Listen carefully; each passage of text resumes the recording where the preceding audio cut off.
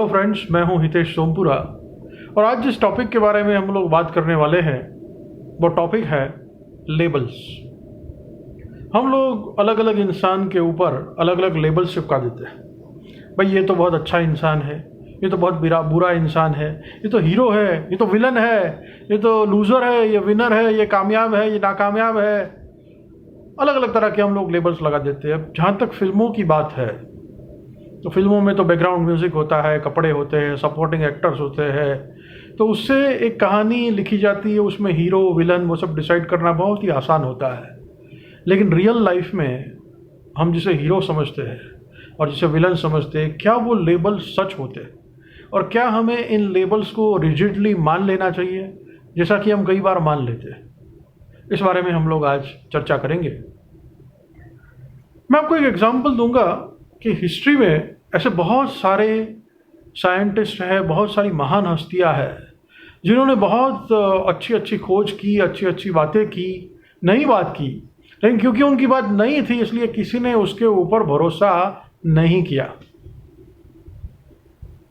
और उनके गुजर जाने के 100 साल बाद, कभी कभी 200 साल बाद लोगों को पता चला कि इस इंसान की बात सच थी। जब वो इंसान जिंदा थे और जब वो अपनी बात कह रहे थे तब ज़माने ने उनकी एक नहीं सुनी, उनको सिर्फ टॉर्चर किया, उनको ज़िल्लत की ज़िंदगी जीनी पड़ी, उन्हें बेरोज़गारी मिली, गरीबी मिली, कई लोगों को तो जेल में बंद कर दिया गया सच कहने के लिए, कई लोगों को तो सजाए मौत मिली और कई लोगों को जिंदा जला दिया गया। लेकिन उनके गुजर जाने के 200 साल बाद पता चला कि ये जो इंसान जो बोल रहा था उस ज़माने में वो 100% सच था और हमने बेकार में ही उसे परेशान किया क्योंकि हम उसकी बात समझ नहीं सके। तो ये इतिहास में कई बार हो चुका है। जैसे कि मैं आपको बताऊं, गैलीलियो करके एक साइंटिस्ट थे यूरोप में जिनका नाम आज तो बच्चा बच्चा जानता है।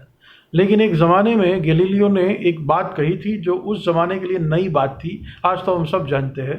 गैलीलियो ने कहा कि ये जो पृथ्वी है वो सूर्य के आसपास घूमती है, न कि सूर्य पृथ्वी के आसपास घूमता है। पहले लोग ये मानते थे कि सूर्य जो है और सारे ग्रह है वो पृथ्वी के आसपास घूमते हैं। गैलीलियो ने कहा कि नहीं, इससे उल्टा है। और लोगों ने, उस ज़माने के पावरफुल लोगों ने कहा कि नहीं, ये तो तुम झूठ बोल रहे हो, लोगों को गुमराह कर रहे हो और इसके लिए तुम्हें माफ़ी मांगनी चाहिए।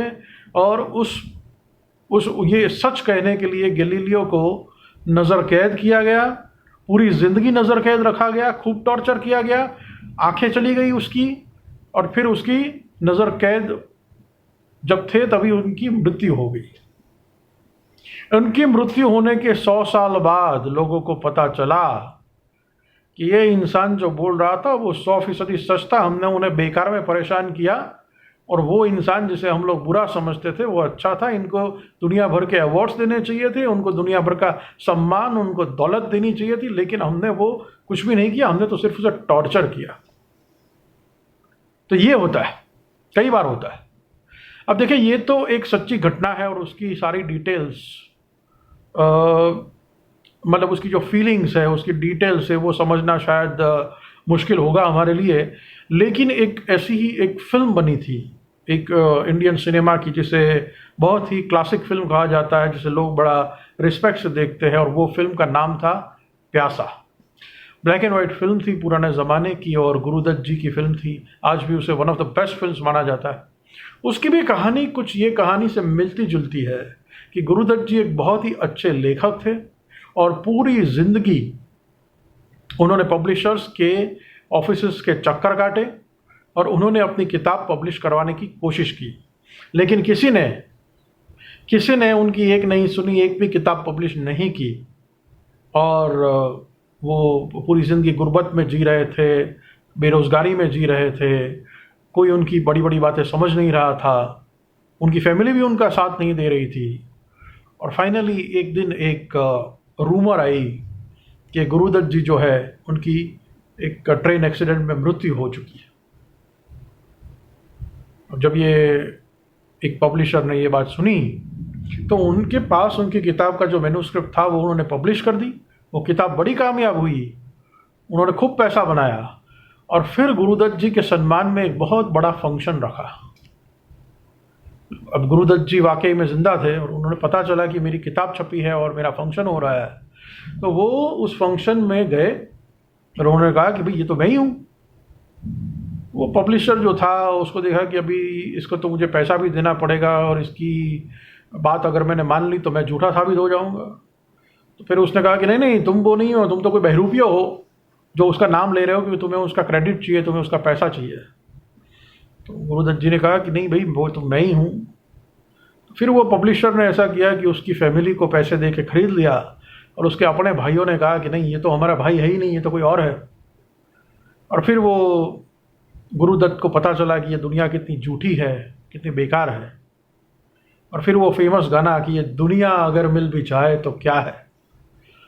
मतलब गुरुदत्त जी ये कहना चाहते थे कि ये दुनिया अगर इतनी झूठी है तो ये दुनिया अगर मुझे मिल भी जाए तो क्या बड़ी बात है, मुझे ये दुनिया चाहिए ही नहीं, हटा दो, नज़रों से दूर कर दो ये दुनिया को। और फिर लास्ट सीन में वो एक समुंदर किनारे जाते हुए दिखाई देते हैं और वहीं पर फिल्म ख़त्म होती है।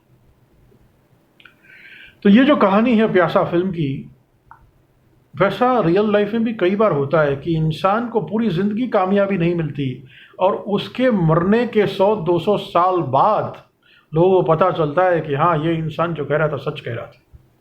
और कामयाबी और नाकामयाबी के बीच में इंसान की किस्मत होती है। और ये मैं नहीं कहता, मैं कोई ऐसा अंधश्रद्धालु इंसान नहीं हूँ, लेकिन कोई भी महान इंडस्ट्रियलिस्ट, कोई भी महान अभिनेता, कोई भी सक्सेसफुल इंसान की बायोग्राफी, ऑटोबायोग्राफी आप उठा के देख लीजिए, उनके इंटरव्यू सुन लीजिए, तो वो यही कहेंगे कि भाई हमें कामयाबी मिली, उसमें हमारा टैलेंट था, हार्डवर्क था, उसमें कोई शक नहीं है, लेकिन किस्मत ने भी हमारा बहुत साथ दिया। नहीं तो हमसे भी ज़्यादा टैलेंटेड लोग, ज़्यादा खूबसूरत लोग, अच्छे लोग हैं, लेकिन उन लोगों को मौका ही नहीं मिलता अपनी टैलेंट दिखाने का, और इसलिए वो कामयाब नहीं हो पाते।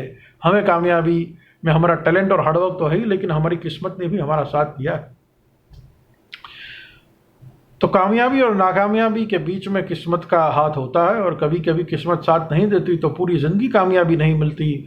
मरने के 100-200 साल बाद पता चलता है कि ये इंसान सही था, और कभी तो वो भी नहीं पता चलता, करता कोई है और क्रेडिट कोई और ले जाता है। तो मोरल ऑफ द स्टोरी ये है, इसमें मैं कहना ये चाहता हूँ कि आपके हाथ में है सिर्फ काम करना। अगर आप अच्छा काम करते हैं, सच्चा काम करते हैं, तो आप करते रहिए, और उसका रिकग्निशन आपको कब मिलेगा, कैसे मिलेगा, कहाँ मिलेगा, वो आपके हाथ में नहीं है। कभी कभी ऐसा भी हो सकता है कि किस्मत आपका साथ न दे और आपको रिकग्निशन मिले, आपको रिकग्निशन मिले ही नहीं, आपके गुजर जाने के 100-200 साल बाद लोगों को पता चले कि हाँ, आप सच कर रहे थे, आप अच्छा कर रहे थे। तो जैसे भागवत गीता में कहा है, कर्मण्येवाधिकारस्ते मा फलेषु कदाचन, वैसे ही कर्म इंसान को करते रहना चाहिए और फल की इच्छा नहीं रखनी चाहिए। तो इसी के साथ अब मिलेंगे अगले वीडियो में। Thank you.